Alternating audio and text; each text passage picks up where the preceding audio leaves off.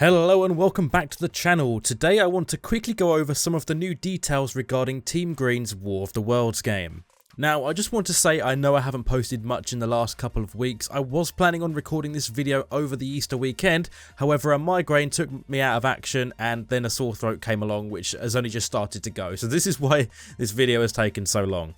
Anyway, so all this information has come from the Team Green Discord server in the developer updates channel. I haven't consulted their Trello board, so I'm not too clued up on what individual parts of the game are being worked on specifically and what's complete, but here are the main features. So, on the 27th of March, Gelato posted about how the game will be ready for testing on the 5th of April, which has been confirmed. There are some testers in the game for now, myself not included, so I can't tell you how the game feels to play because I haven't given it a go. But on the same Discord post, Gelato said that once they get a lot of bugs ironed out, they'll begin to make dev blogs on YouTube, which is great because we'll start to get to see some gameplay and some more in-depth updates on how the project is coming along. He then went on to list a bunch of the things that he's been working on, such as the dialogue system that branches out that will result in different outcomes, which is always good because that stops the game becoming too repetitive. Now, you can ask for missions as well and also ask them to follow you.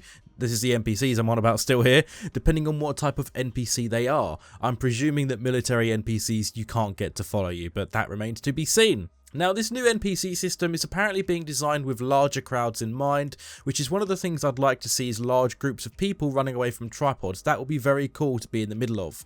But more interestingly, he said that he needs to work on optimization to get 60 plus frames per second on the Steam Deck. Now, the Steam Deck was something that I never really thought about or considered. I'm not sure how many games are compatible with the Steam Deck, but this will be a really fun game to just be able to bring along with you in your travels. And hopefully we'll get to see Flip Switch's game on there in future. I'm probably going to have to invest in a Steam Deck eventually, I have to be honest. There has also been a few new items added in game, such as a gas mask, binoculars, pocket watches and stimulants.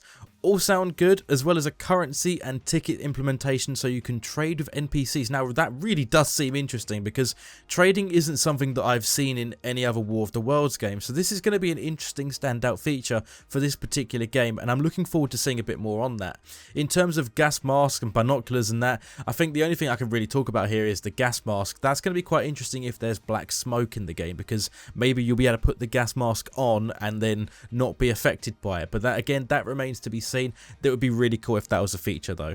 Now, moving on to the 29th of March, developer Brunsky has hinted that they are rapidly approaching beta testing release. Now, I'm not going to go too far into reading this post, but the fact that they say the word beta means that I don't think we're going to be waiting too terribly long before we get this out as a public release, at least in early access. I'm keeping my fingers crossed there. Now, fast forwarding to the 9th of April, so just a few days ago, Gelato has made another post stating they are currently in the process of fixing major bugs, making the game more user-friendly, and that we still have a bit of a wait before Steam release. But considering how much work has already been done, I think we aren't going to have to be waiting that long, especially since we seem to be just around the corner from getting gameplay, and Gelato is already thinking about adding in new content. That to me suggests that a large portion of the main game mechanics are in, and mostly working, which is very good staging ground for a Steam Early Access release, especially when you consider that he's already started pre-production for his next game coming after this one. Now that was just a rough update on the happenings of the Team Green War of the Worlds game. I'm looking forward to seeing how this game turns out. They seem to be playing their cards a bit close to their chest. They aren't revealing too many details, but they're giving us enough to get excited about. But let me know in the comments what your opinions are on the game and what features you'd like to see. I'm unsure if there's going to be a multiplayer, perhaps that's something they'll add later on. But like I said, thoughts in the comments. Be sure to give this video a like if you enjoyed it and subscribe for more content like this. If you tick the bell, you'll be notified when I post new videos. Special thank you to my members for continuing to support me. You are very much appreciated. Thank you all for watching and I will see you very soon.